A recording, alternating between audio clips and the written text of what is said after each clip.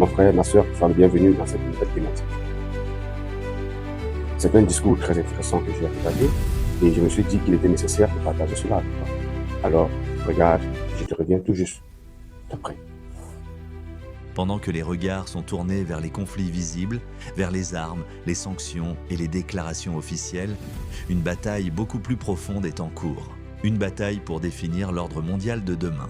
Et aujourd'hui, à Moscou, Sergueï Lavrov, l'un des diplomates les plus influents et les plus expérimentés de la planète, a prononcé un discours qui pourrait bien marquer un tournant.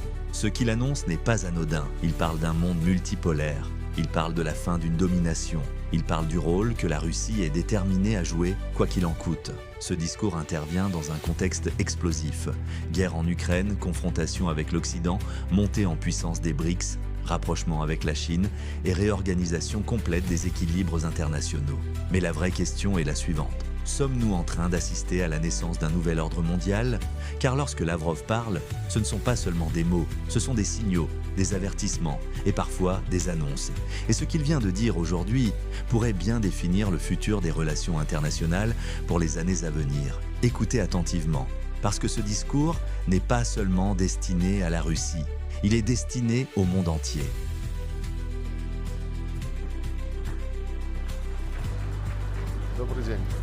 Bonjour. Merci. Chers collègues, nous sommes réunis aujourd'hui à l'occasion de la journée du diplomate.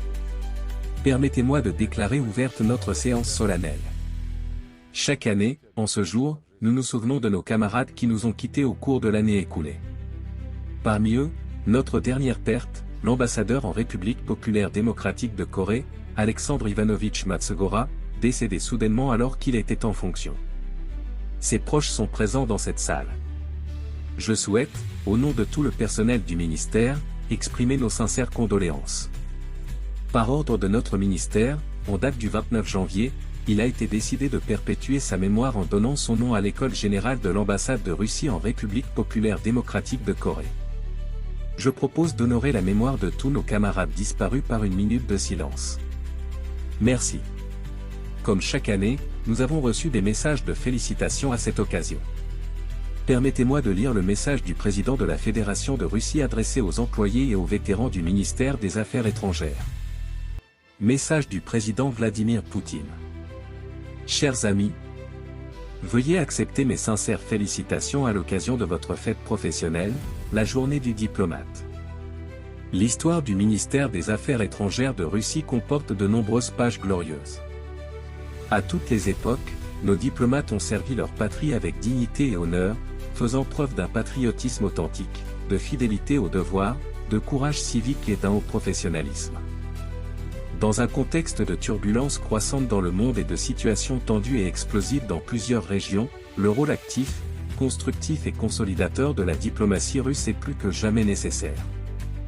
Il est indispensable d'utiliser de manière cohérente et efficace tous les instruments de politique étrangère afin d'assurer la sécurité nationale de la Russie, de défendre ses intérêts légitimes et de créer des conditions favorables au développement global du pays. Le renforcement des liens amicaux avec nos alliés proches et nos voisins dans l'espace de la CEI, ainsi que la promotion des projets d'intégration eurasiatique, restent des priorités absolues. Il est également essentiel d'approfondir la coopération avec les États du Sud global et la majorité mondiale afin de construire un ordre mondial multipolaire véritablement démocratique, fondé sur le droit international et le principe de sécurité égale et indivisible. Il est également important de protéger les droits de nos compatriotes à l'étranger, de promouvoir la langue russe et la culture nationale, et de former une image objective de la Russie dans l'espace médiatique mondial. Je suis convaincu que les employés du ministère continueront à travailler avec énergie et créativité. Je vous souhaite sincèrement de nouveaux succès, ainsi qu'aux vétérans, santé et longévité. Vladimir Poutine. Le président du gouvernement de la Fédération de Russie, Mikhail Mishustin, a également souligné les succès de la diplomatie russe, sa contribution à la protection des intérêts nationaux, au développement économique, au renforcement de la souveraineté technologique et à l'amélioration du niveau de vie des citoyens.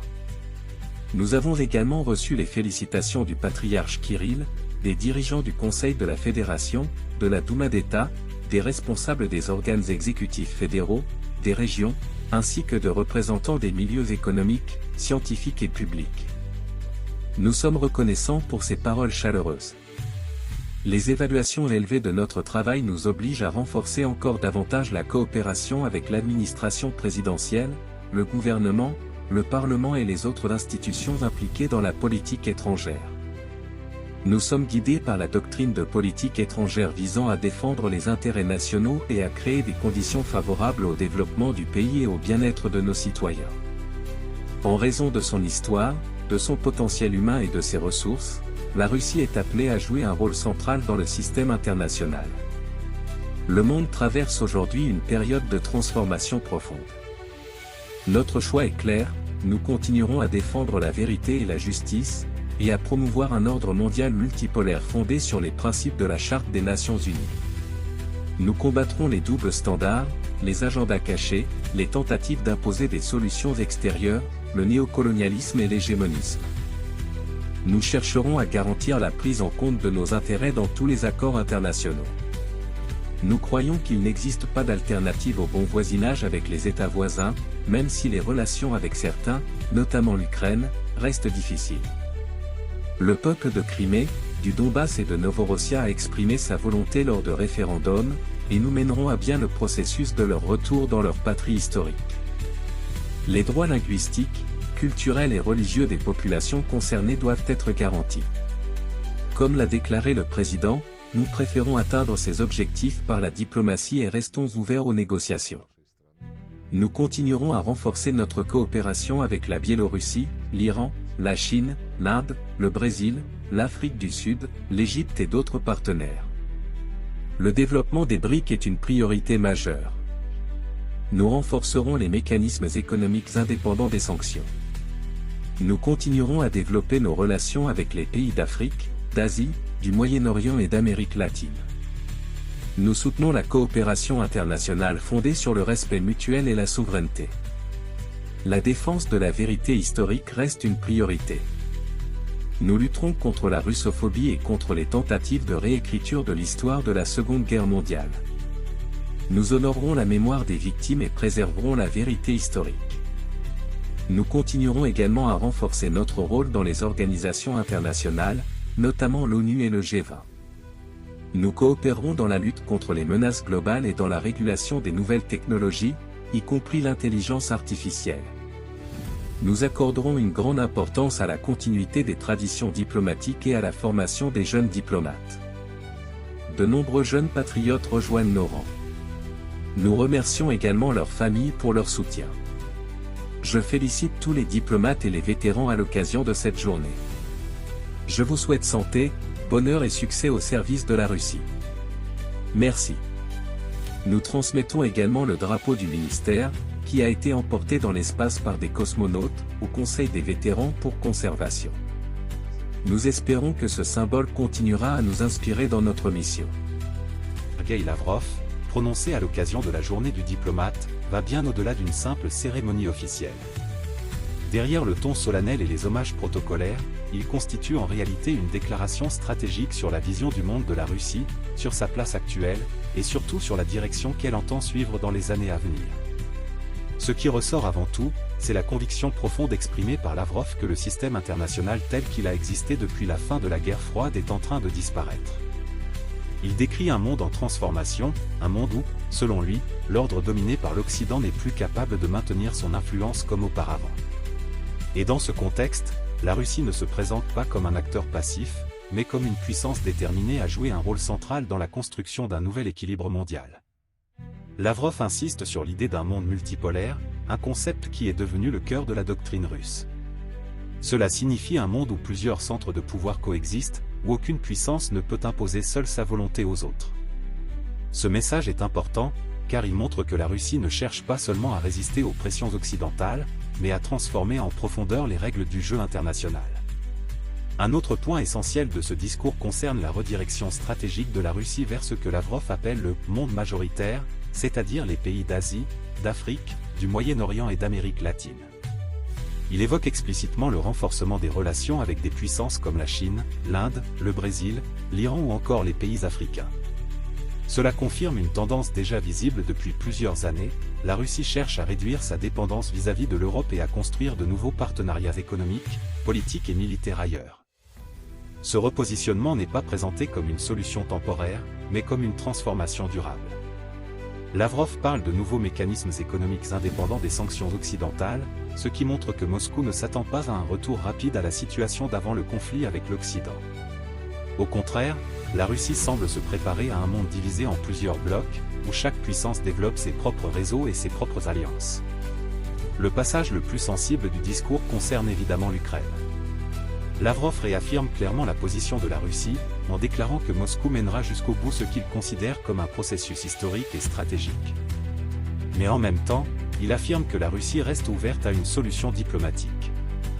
Ce double message est typique de la stratégie russe, montrer à la fois de la fermeté et une ouverture apparente aux négociations.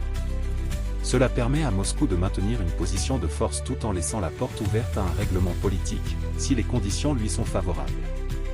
Ce discours s'adresse donc à plusieurs publics à la fois, à la population russe, pour montrer que le pays suit une direction claire et déterminée, aux alliés de la Russie, pour renforcer leur confiance, et aux adversaires de Moscou, pour leur envoyer un signal que la Russie ne reculera pas. Un autre aspect important est la manière dont Lavrov insiste sur le rôle historique et civilisationnel de la Russie. Il ne parle pas seulement de politique ou d'économie, mais de valeurs, d'histoire et de souveraineté. Il présente la Russie comme une puissance qui défend un certain équilibre mondial face à ce qu'il décrit comme des tentatives de domination. Ce type de discours vise à renforcer la légitimité de la Russie non seulement sur le plan politique, mais aussi sur le plan moral et historique. Cela contribue à construire une image de la Russie comme une puissance indépendante, qui suit sa propre voie et refuse de se soumettre aux pressions extérieures. Il faut également noter que Lavrov met fortement l'accent sur la diplomatie comme un outil central de la stratégie russe. Contrairement à ce que certains pourraient penser, ce discours montre que la Russie ne considère pas seulement la puissance militaire comme un instrument d'influence, mais aussi la diplomatie, les alliances, l'économie et l'influence culturelle. Il parle de coopération internationale, de nouveaux partenariats, et de la nécessité de construire de nouvelles structures internationales. Cela montre que Moscou pense à long terme, et qu'elle cherche à construire un système qui puisse fonctionner indépendamment des institutions dominées par l'Occident. Enfin, ce discours révèle aussi un message plus profond, la Russie se prépare à une confrontation prolongée, non pas nécessairement militaire, mais stratégique, économique et politique. Lavrov ne parle pas d'un retour à la normalité, mais d'une nouvelle normalité. Une normalité où la Russie devra compter sur ses propres forces, sur ses propres alliances, et sur sa propre vision du monde. Cela signifie que les tensions actuelles ne sont probablement pas temporaires, mais qu'elles font partie d'une transformation plus large du système international. En conclusion, ce discours de Sergueï Lavrov est bien plus qu'une simple intervention protocolaire. C'est une déclaration de position. Une déclaration qui affirme que la Russie ne se considère pas comme isolée, mais comme un acteur clé d'un monde en pleine transformation. Lavrov envoie un message clair, la Russie ne reculera pas, elle continuera à défendre ses intérêts, à renforcer ses alliances, et à construire ce qu'elle considère comme un nouvel ordre mondial plus équilibré. La véritable question maintenant est de savoir comment le reste du monde réagira à cette vision. Alors, tu as regardé, tu as compris ce qu'ils ont dit, alors donne-moi ton avis en commentaire.